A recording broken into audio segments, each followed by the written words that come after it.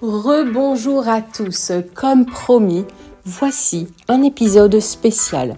Je reviens pour vous sur l'histoire de Anne, qui s'est faite arnaquer par un faux Brad Pitt. Dans cet épisode, je reviens sur tous les détails de cette affaire pour vous permettre d'y voir plus clair. Alors prêt ? C'est parti. Anne, une décoratrice d'intérieur de 53 ans, a récemment partagé son témoignage bouleversant sur TF1 dans l'émission 7 à 8. Son histoire devenue virale retrace comment elle a été manipulée par un escroc se faisant passer pour Brad Pitt. Cette arnaque mêlant technologie de pointe et manipulation psychologique lui a coûté non seulement 830 000 €, mais également sa stabilité émotionnelle et financière.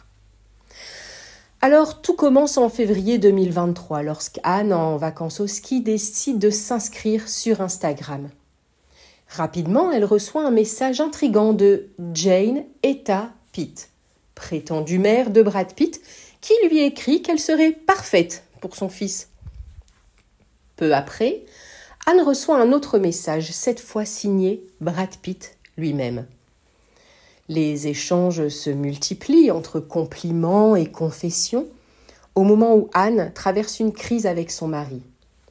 Flattée et vulnérable, elle plonge dans la spirale des mensonges.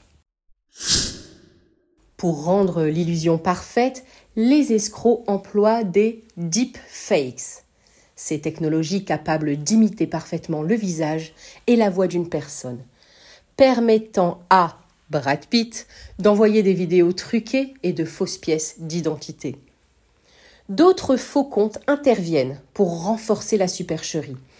Un agent, une fille de l'acteur, Anne, totalement convaincue, décide de quitter son mari, un millionnaire, et se consacre à sa nouvelle relation. Les escrocs ne tardent pas à réclamer de l'argent. Anne verse d'abord 9 000 € pour des soi-disant droits de douane sur de prétendus cadeaux de luxe bloqués. Puis, sous prétexte d'un cancer nécessitant des soins coûteux, Brad Pitt demande 775 000 €. Anne, désireuse d'aider, envoie la totalité de sa prestation compensatoire issue de son divorce. Au total, elle transfère 830 000 € vers un compte en Turquie. Ce faux Brad Pitt lui racontant que son divorce à lui avait gelé ses comptes.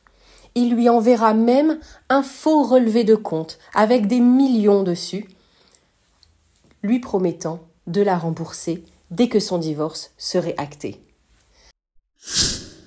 La mascarade dure 1 an et demi tout de même, jusqu'au jour où Anne découvre dans les médias que le vrai Brad Pitt est en couple avec une autre femme. Face à cette réalité, elle exige des explications.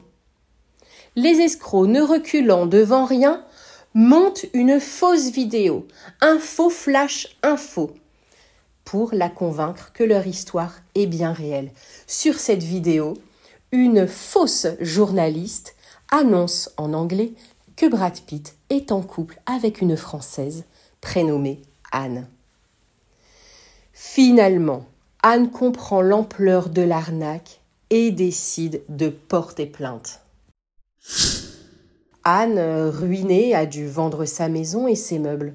Aujourd'hui hébergée dans un petit box de 6 mètres carrés sur l'île de la Réunion, elle se bat pour reconstruire sa vie. « Je n'ai plus de toit, ma vie ce sont des cartons », confie-t-elle, les larmes aux yeux.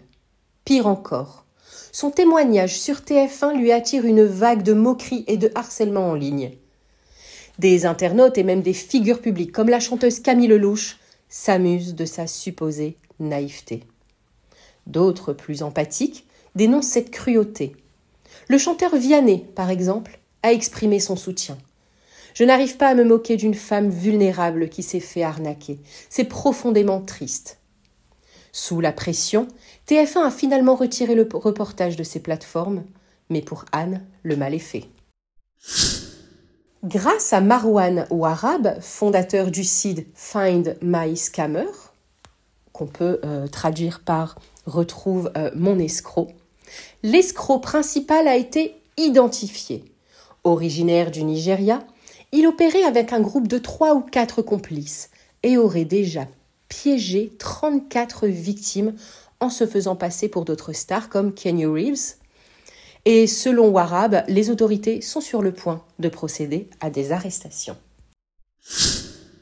Face à cette affaire, un représentant officiel de Brad Pitt a déclaré « C'est affreux que des escrocs exploitent le lien des fans avec les célébrités.